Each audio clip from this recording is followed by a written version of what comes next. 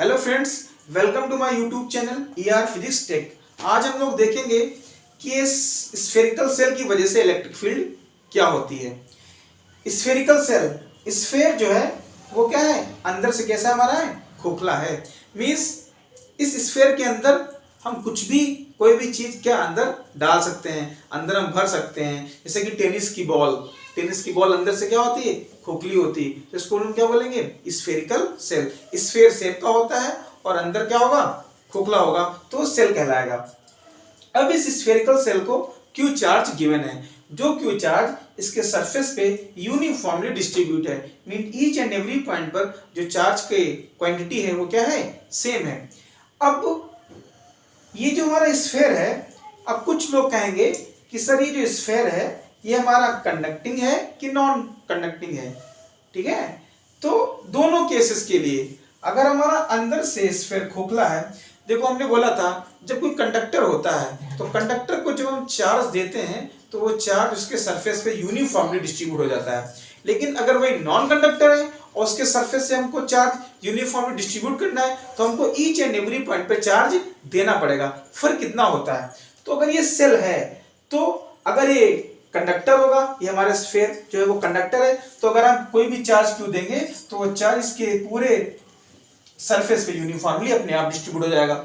लेकिन अगर ये नॉन कंडक्टर है तो हमको क्या करना पड़ेगा, क्यू चार्ज को, टोटल क्यू अमाउंट है उसको हमको uniformly each and every point पर हमको क्या करना पड़ेगा, डिस्ट्रीब्यूट करना पड़ेगा। क्योंकि नॉन कंडक्टर को हम जहां चार्ज देते हैं वो चार्ज वहीं का स्टिक हो जाता है। अब इसके अंदर तो कोई चार्ज आएगा नहीं क्योंकि अंदर से क्या है, ये खोखला है। तो ये दोनों केसेस के लिए हम जो प्रूव करेंगे वो हमारा दोनों केसेस के लिए वैलिड होगा। स्फेरिकल सेल चाहे कंडक्टर हो या हमारी नॉन कंडक्टर है, क्योंकि दोनों केसेस में जो चार्ज होगा वो हमारे सरफेस पे यूनिफॉर्मली डिस्ट्रीब्यूट होगा, तो वो दोनों केस सेम दिखेंगे। अब ये जो स्फेयर है इस पे हमने क्यू चार्ज गिवन है और वो क्यू चार्ज इसके पूरे सरफेस पे यूनिफॉर्मली डिस्ट्रीब्यूट है। इसकी रेडियस हमारी क्या है, कैपिटल आर है। इस स्फेयर की रेडियस हमारी क्या है, कैपिटल आर है। अब इस स्फेयर के सेंटर से, सेंटर पॉइंट O है, इस सेंटर से r डिस्टेंस पे एक पॉइंट P है जहां पे हमको क्या फाइंड करना है, इलेक्ट्रिक फील्ड फाइंड करना है। अब हम इसका केस फर्स्ट देख रहे हैं कि देखते हैं कि हमारी जो ये डिस्टेंस है r, स्मॉल r, ये रेडियस से क्या है, ग्रेटर है। मीन टू से जो हमारा पॉइंट P है वो इस स्फीयर के आउटसाइड लाई करेगा जहां पे हमको इलेक्ट्रिक फील्ड फाइंड करनी है। तो जो पहला केस होगा वो होगा the point P lies outside the sphere, mean to say small r is greater than the capital R, small r is greater than the capital R। ये हमारा फर्स्ट केस होगा। इस केस में हम इस स्फीयर की वजह से, इस पे क्यू चार्ज गिवन है, उसकी वजह से कितना इलेक्ट्रिक फील्ड है वो हम लोग फाइंड करेंगे। तो गॉस लॉ का यूज करते हुए हम लोग उसको फाइंड करना है। तो हम सबसे पहले क्या करते हैं, पॉइंट P पर हमको इलेक्ट्रिक फील्ड फाइंड करना है। तो इस पॉइंट P से होता हम लोग क्या ड्रॉ करेंगे, गॉसियन सरफेस ड्रॉ करेंगे। गॉसियन सरफेस कैसा होगा, सिमेट्री लॉ को फॉलो करेगा। सिमेट्री लॉ का कहता है कि गॉसियन सरफेस के ईच एंड एवरी पॉइंट पे इलेक्ट्रिक फील्ड या तो यूनिफॉर्म होना चाहिए या तो जीरो होना चाहिए, और इलेक्ट्रिक फील्ड और एरिया वेक्टर के बीच एंगल क्या होना चाहिए, जीरो होना चाहिए। Means both will be in same direction होनी चाहिए। तो हम देखते हैं सिमेट्री लॉ क्या कहती है, ये हमारे स्फीयर है तो इसकी सिमेट्री क्या होगी, स्फीयर होगी। तो हमने पॉइंट P से होता हुआ क्या खींच दिया है, स्फीयर खींच दिया। अब हम देखते हैं कि ये जो स्फीयर है स्मॉल r रेडियस का है, तो जब रेडियस हर पॉइंट पे डिस्टेंस के सेंटर से क्या है, सेम है, कहीं पर भी सेम है, तो इसके ईच एंड एवरी पॉइंट पे, इस गॉसियन सरफेस के ईच एंड एवरी पॉइंट पे इलेक्ट्रिक फील्ड हमारा क्या होगा, सेम होगा, जिसकी वैल्यू हमारी क्या होगी, E होगी, जिसका एरिया वेक्टर होगा। अब हमको P पॉइंट पर इलेक्ट्रिक फील्ड फाइंड करना है।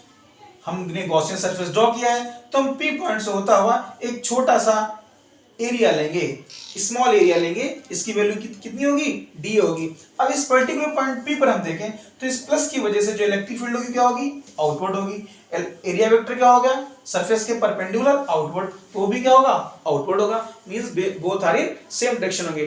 तो ये सिमेट्री की दोनों कंडीशन को फुलफिल करता है। मींस ये गॉसियन सरफेस हमारा क्या है, ट्रू है। अगर हम किसी पॉइंट पे भी जस्टिफाई करना चाहे तो इस बात को हम जस्टिफाई कर सकते हैं। अगर यहां पर देखें तो इलेक्ट्रिक फील्ड क्या होगा, आउटवर्ड होगा, एरिया वेक्टर क्या होगा, आउटवर्ड होगा। मींस एरिया वेक्टर और A दोनों क्या है, सेम डायरेक्शन में है। तो सेम डायरेक्शन में है मींस गॉसियन सरफेस हमारा क्या है, ये सही गॉसियन सरफेस ड्रॉ किया गया है। अब हम लोग क्या अप्रोच लगाएंगे, तो सबसे पहले हम लोग क्या फाइंड करेंगे कि इस छोटे से एरिया से कितना फ्लक्स पास कर रहा है, उस फ्लक्स को हम लोग इंटीग्रेट कर लेंगे तो हमको पता चल जाएगा इस पूरे गॉसियन सरफेस से कितना फ्लक्स पास करता है। तो हमने क्या लिखा, the electric flux passing through Gaussian surface. इस गॉसियन सरफेस से टोटल फ्लक्स निकालने के लिए सबसे पहले हमको इस छोटे से एरिया से कितना फ्लक्स पास कर रहा है उसको निकाल के हम उसको क्या कर देंगे, इंटीग्रेट कर देंगे। तो phi equal to close integral of vector E dot D A. जो हमारा फ्लक्स होता है वो क्या होता है, वेक्टर ई डॉट डी होता है। तो इससे कितना फ्लक्स पास करेगा, इलेक्ट्रिक फील्ड ई है, एरिया वेक्टर एरिया कितना है, डी है। तो इसका अगर हम वेक्टर डॉट प्रोडक्ट निकालें तो vector E dot D A, उसको ओपन करें तो phi equal to E D A cos zero. Zero is the angle between the electric field and the area vector. यहां से जो इलेक्ट्रिक फील्ड है वो हमारी क्या है, कांस्टेंट वैल्यू है। तो इस इलेक्ट्रिक कांस्टेंट है तो इस इंटीग्रल से क्या आ जाएगी, बाहर आ जाएगी। तो बाहर आ गई, अंदर बचा डीए। अब डीए किसका एरिया है, इस गॉसियन सरफेस का एरिया है। तो हम इसको जब इंटीग्रेट करेंगे, डीए को इंटीग्रेट करेंगे तो हमको इस पूरे गॉसियन सरफेस क्या मिलेगा, एरिया मिलेगा। तो जब डीए को हमने इंटीग्रेट किया तो उसका गॉसियन सरफेस का एरिया मिला जो होगा 4 pi are square, small r square होगा। तो phi equal to E dot तो हट ही चुका है, तो E into 4 pi are square, ये हमारा क्या आ गया, फ्लक्स आ गया। अब हम लोग गॉस लॉ को अप्लाई करते हैं। गॉस लॉ क्या कहता है कि गॉसियन सरफेस से जो फ्लक्स पास करता है वो जो गॉसियन सरफेस हमारा चार्ज इंक्लोज करता है उसका 1/ε0 टाइम्स होता है। तो Q in upon ε0 equal to E dot E into 4 pi are square. यहां से E निकल के आ जाएगा 1/4 pi ε0 Q upon r square. तो हम देखते हैं ये वही फार्मूला है जो पॉइंट चार्ज की वजह से r डिस्टेंस पे निकलता है। तो यहाँ पर अगर इसको हम ट्रीट करें तो देखिए जो हमारा पॉइंट होता है वो भी तरह का स्फीयर भी होता है। तो ये तरह का स्फीयर है तो वही फॉर्मूला निकल के आ गया है, the electric field due to a point charge at small r distance. ये स्फीयर को अगर हम ऐसे पॉइंट ट्रीट करें तो वही फॉर्मूला यहाँ पर भी बन रहा है। अब अगर इसकी सरफेस चार्ज डेंसिटी क्या हो, सिग्मा है, मींस इस पे जो चार्ज गिवन है इस स्फीयर के सरफेस पे उसकी अगर चार्ज डेंसिटी कितनी हो, सिग्मा हो, तो हम लोग क्या कर सकते हैं, मींस क्यू चार्ज इस पे गिवन है, इसका एरिया कितना है इस स्फीयर का 4 pi capital R square, charge surface charge density कितनी है, सिग्मा है। अब इसके चार्ज को अगर हम लोग सरफेस चार्ज डेंसिटी के टर्म में निकालें तो हम लोग क्या पता होता है, हम लोग पता है कि सिग्मा इक्वल टू क्या होता है, Q अपॉन ए, चार्ज आर पर यूनिट एरिया। तो sigma equal to Q A कितना है 4 पाई कैपिटल आर स्क्वायर। तो यहाँ से जो Q निकल के आ जाएगा सिग्मा मीटर में, तो sigma into 4 pi are square निकल के आ जाएगा। इसकी वैल्यू हम यहाँ पे पुट कर देंगे, sigma into 4 pi are square, यहाँ से 4 पाई कैंसिल हो जाएगा और फार्मूला हमारा बचेगा E equal to sigma upon epsilon not capital R square upon small square. This is the electric field at the point P which is lying outside of this sphere। इस sphere के बाहर लाई करता है, जहाँ पे small r क्या है, distance है पॉइंट P की इस स्फीयर के सेंटर से, और कैपिटल R क्या है, इस स्फीयर का रेडियस है जिसपे चार्ज हमारा यूनिफॉर्मली डिस्ट्रीब्यूट है।